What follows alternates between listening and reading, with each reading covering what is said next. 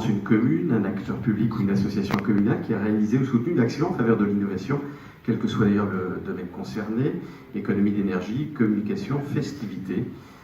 Et les 3 nominés ce soir dans cette catégorie sont le GIE Serail pour la mise en œuvre d'une base 3D City GML à Nouméa. Alors si je devais traduire, il s'agit en fait d'une maquette numérique incluant des données 3D de haute précision, issues d'images aériennes reconstruites.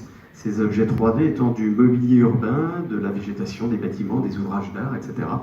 Avec pour objectif d'améliorer et de faciliter les processus de conception, de concertation et de communication entre les 4 membres du GIE Serail, que sont le gouvernement, la province sud, les 4 communes du Grand Nouméa, et bien sûr les concessionnaires réseau CNRCAL, Calédonienne des Eaux et OPT.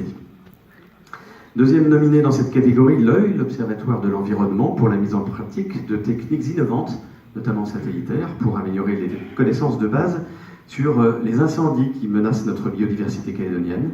L'œil a notamment lancé une étude pour exploiter de nouveaux satellites à des fins d'observation et de détection automatique des surfaces brûlées en Nouvelle-Calédonie. Enfin, la DECAL pour la Technopole de Nouvelle-Calédonie, association financée par l'État, le gouvernement et les 3 provinces, et œuvrant pour le développement économique via l'innovation. Outre ses pôles marins et terrestres, la DECA, via son pôle innovation, a mis en œuvre 2 outils opérationnels connus, que sont l'incubateur et l'accélérateur d'entreprises innovantes.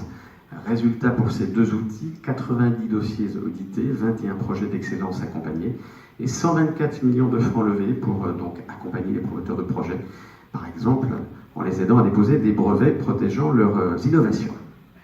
Et afin de se remettre ce trophée de l'innovation, j'appelle sur scène le parrain de la catégorie, monsieur Philippe Méron-Berger, le directeur général de l'EC.